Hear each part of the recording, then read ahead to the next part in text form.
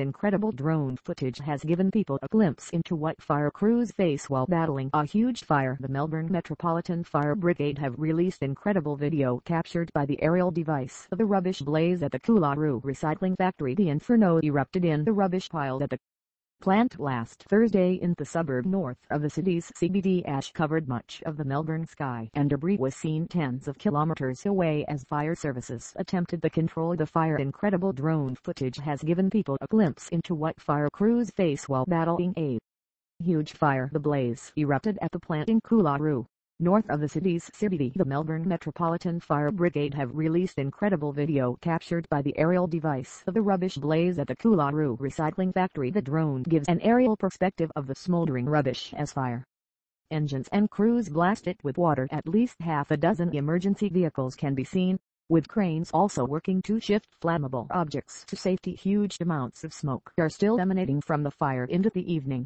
The acting Deputy Chief Officer Ken Brown described it as a significant fire and that tens of units were on hand throughout the day. Ash covered much of the Melbourne sky, and debris was seen tens of kilometres away as fire services attempted to control the fire. The drone gives an aerial perspective of the smoldering rubbish as fire engines and crews blast it with water. Firefighters were attending the blaze for several hours on Matfa Street on Thursday before it was eventually controlled. Coolaroo, a resident who works directly across the road from the fire, said the fire was insane. No one can get in and no one can get out.